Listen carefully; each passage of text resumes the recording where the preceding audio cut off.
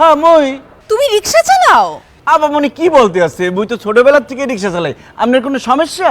তুমি যে রিকশা চালাও সেটা আমাকে বিয়ের আগে বলো নাই কেন? মুই আপনার কেন বলবো, আপনি কেডা? আমি কেডা মানে আমি তোমার বউ। ইয়াল্লাহ সুবহানাল্লাহ, আপনি কি বলতেছেন? আপনি মোর বউ মানে? মোর বউ তো আমিন না, বরিশাল ভান্ডারিয়া থাকে গ্রামের বাড়িতে।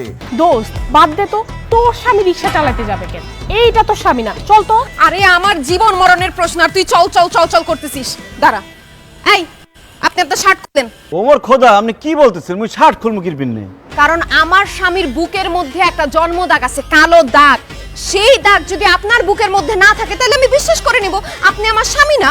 শার্ট খুলতে পারবো না, মুই তো মোর বর সামনে শার্ট খুলি না। তুই খুলবি, তোর বাপ শার্ট খুলবো। ধরবেন না, মার। কালো দাগ তো সত্যি সত্যিই আছে। ধরা যখন পড়ে গেছি আর মিথ্যা কথা বলবো না শান্তি। আমি লাল মিয়া না, আমি সবুজ তোমার স্বামী। আমার চাকরি চলে গেছে তো, তাই রিক্সা চালাইতেছিলাম, কি আর করবো বলো। আল্লাহ, তোর রুচি এত খারাপ! তোর স্বামীর পরিচয় জানার পর তো লজ্জায় আমারই মাথায় হেঁট হয়ে যাচ্ছে। তোর সাথে আমি আর কোনো সম্পর্ক রাখবো না, কারণ আমার জামাই সরকারি চাকরি করে। তোর সাথে সম্পর্ক রাখলে আমার কোনো মান সম্মানই থাকে না। রিক্সাওয়ালার বউ রিক্সাওয়ালার সাথেই থাকে।